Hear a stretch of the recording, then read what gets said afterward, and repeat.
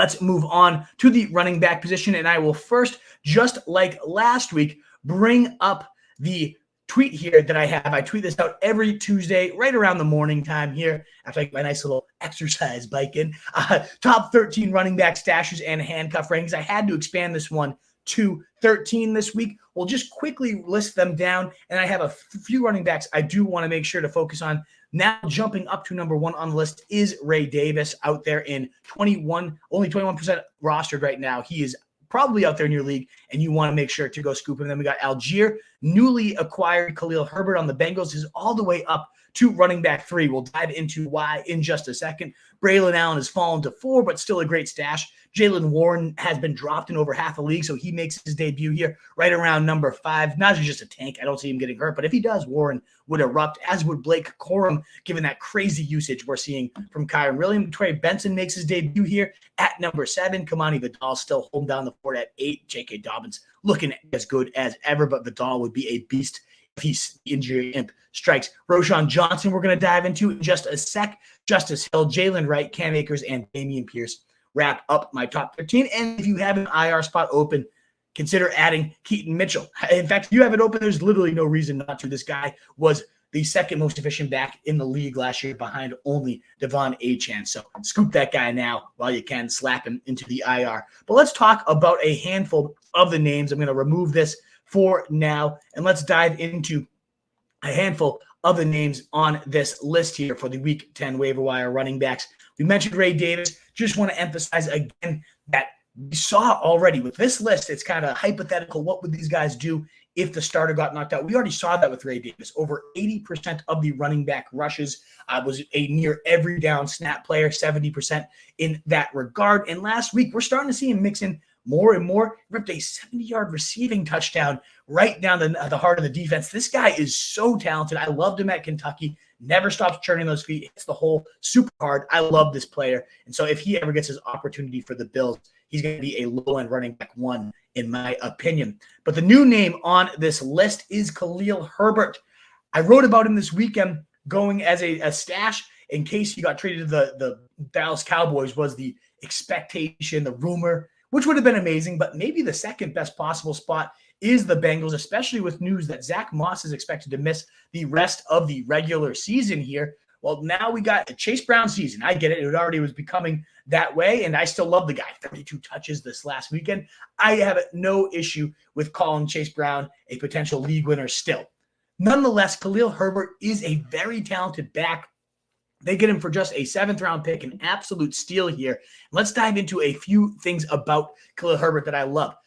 15th, 35th, and 14th in PFF rushing grade since he's entered the league from 2021 to 2023. Just last year, Khalil Herbert was 12th in explosive run rate of 10-plus yards, and then he had 9th in missed tackles forced per game last year as well. And when he gets fed in 13 career games with 11-plus carries, Khalil Herbert's averaging 15.2 fantasy points per game. We've seen this guy erupt for over 25 fantasy points multiple times across his career. There is very, very real upside to Khalil Herbert. In games last year where he saw 43% of the snaps, he averaged 14 touches and 77.8 total yards per game. And we saw this preseason, 18 carries for 97 yards, a 5.4 yards per pop. I know it's the preseason. It's not like this guy just suddenly lost his explosivity. He is a phenomenal back. And we had Zach Moss mixing in. Even while Chase Brown has taken this backfield over the last 2 to 3 weeks, we still were getting 8 to 10 carries or so from Zach Moss, about a 40% snap share there. I still, again, think this is the Chase Brown show,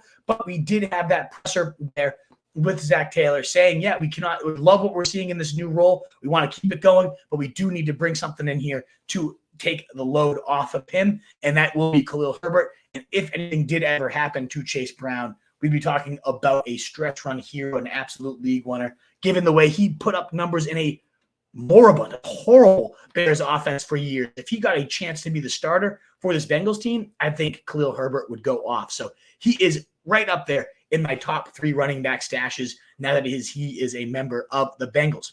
Now, in my top 8 running back stashes newly is Roschon Johnson, the guy that's left behind there in Chicago as the number 2 to DeAndre Swift.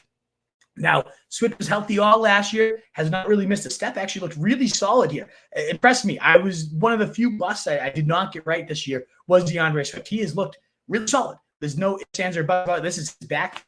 Swift has missed 3+ games every year prior to last year. And now if he misses any time, it will be the Roschon show. Roschon already is showing some solid stuff. He scored 3 touchdowns in a 2-week span earlier this year, so we know he can get it done at the goal line. He does have a true 3-down skill set, was very solid prospect behind Bijan Robinson, actually averaged more missed tackles forced per attempt in college behind Bijan Robinson. So I do think Roschon has some talent, only 13% rostered, a guy to look at. One other guy debuting on this list this week is Trey Benson. He scores his first career touchdown at the NFL level, has 8 carries, 37 yards. That score also caught a target for 18 yards.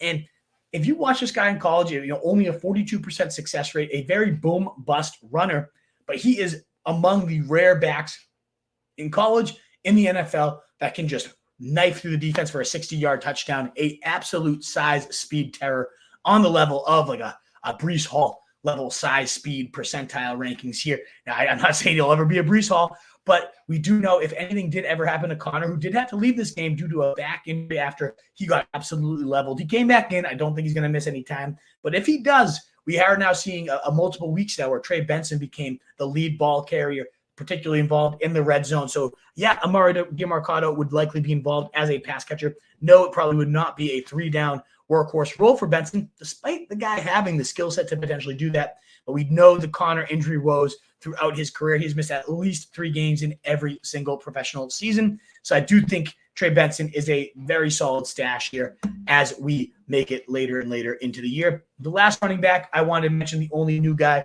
on that stash list, is Cam Akers. Seems like he has definitely leapt over Ty Chandler, who sees exactly 0 snaps. This last week was Ty Chandler, 16 snaps. Meanwhile, going to Cam Akers, he gets 6 touches and looked okay with him, 46 yards on 6 carries, and ultimately gets 2 catches for 7 yards as well, 6.6 points. Again, nothing crazy, but we know the history with Aaron Jones' soft tissue injuries. He has a hip injury already multiple times this year. And so ultimately, there's a real path for Cam Akers to become a starter in Kevin O'Connell's offense. And I know as a starter with Houston, it was nothing special at all. But we're talking a deep league stash here, only 6% rostered. If you have some space, you're looking for a running back, go up and get Cam Akers, given that injury history again, and just how good this offense has been as a whole. What is up, you fantasy wolf? Thanks so much for tuning in. If you haven't already, share your thoughts in the comments, check out some more videos, and join the newest Wolfpack by subscribing below.